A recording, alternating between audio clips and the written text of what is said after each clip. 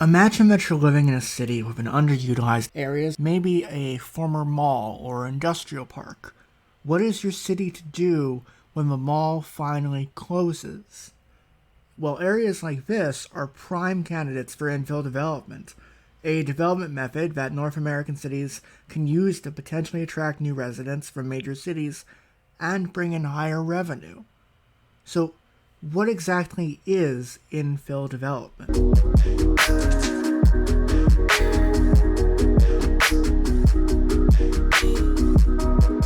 According to California's Office of Planning and Research, the term infill development refers to buildings within unused and underutilized lands within existing development patterns, especially but not exclusively in urban areas. Infill development is critical to accommodating growth and redesigning our cities to be environmentally and socially sustainable.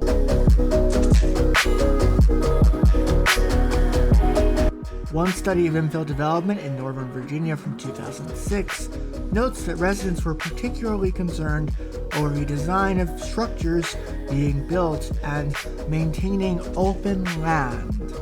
Infill developments in the city seem to be largely designed around preserving rather than accommodating growth.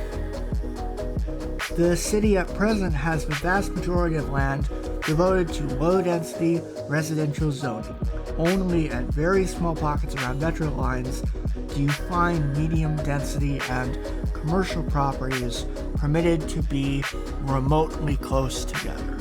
Areas immediately around the metro today are walkable and have a strong mix of shops and homes within a decent distance from each other. Within the 2020 Fairfax County Plan, they mention enhanced support for mixed-use development concepts which seek to create activity centers through the integration of retail, office, and residential uses. This means that there is support at the county level. When I lived in the area, I was lucky that I had a 15-minute walk to the metro station as opposed to having to walk what looks to be 3 kilometers through winding suburban streets. While we can talk about how the area was never really designed or intended to have so many people, the fact is that the walkable and desirable parts of Northern Virginia rest in those bullseye, dense, metro-adjacent pockets. If only the DC blob could stop focusing on foreign policy for 2 hours and come up with ways to make their own lives and their own communities less stressful to live in. As cities in North America struggle with housing crises, residential infill development policies could help alleviate the stress. Often these developments, they allow for larger disused buildings such as a warehouse to breathe new life as an apartment complex. A lot of the constraints in American development stem from things like parking minimums, setback requirements, and other modern regulatory hurdles that infill development generally has the capability to skirt around or otherwise ignore. In the case of Arlington and Fairfax County, what better way to preserve the character of a place than by improving the social fabric for future residents, such as what happened with Reston Village and other urban village concepts. They're certainly popular. Euclidean, that is, exclusionary zoning codes weren't strictly codified as we know them until very recently. Hence why, at least along the East Coast, you have so many buildings grandfathered in with exceptions to current rules. Many of these places aren't permitted to be built anymore or expand their development style, but are more space efficient compared to the typical single-family home. You see these developments often in places like New York or Connecticut, or yes, even Alexandria, Virginia, these row homes, these 2 to 3 story row homes. That's what I'm talking about here. I'm not talking about having skyscrapers everywhere.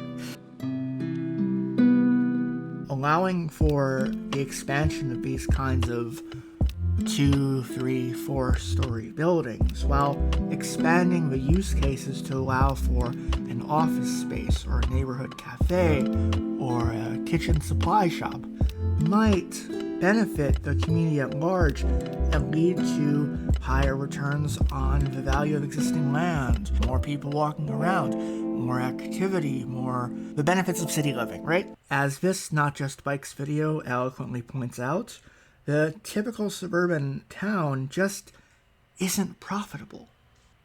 The Reston Urban Village project I touched on in one of my previous videos is an example of how infill development combined with permitting more mixed uses of space can lead to walkable, sustainable, and economically self-sustaining communities.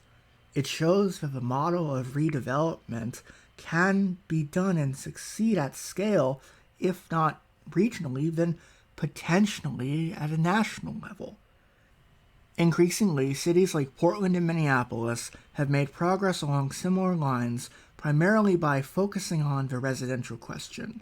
That is, to first alleviate housing concerns while keeping the strict separation of residential and commercial units. To me, that is a strong first step when little else is being done at the national level, or outside of maybe California, by other states. As we see the rise in remote work due to the COVID-19 situation in the United States, infill development projects have the potential to really make some towns in the environs of major cities more appealing to potential residents. Going back to the California Office of Planning, infill development can be used to bring out a socially sustainable environment.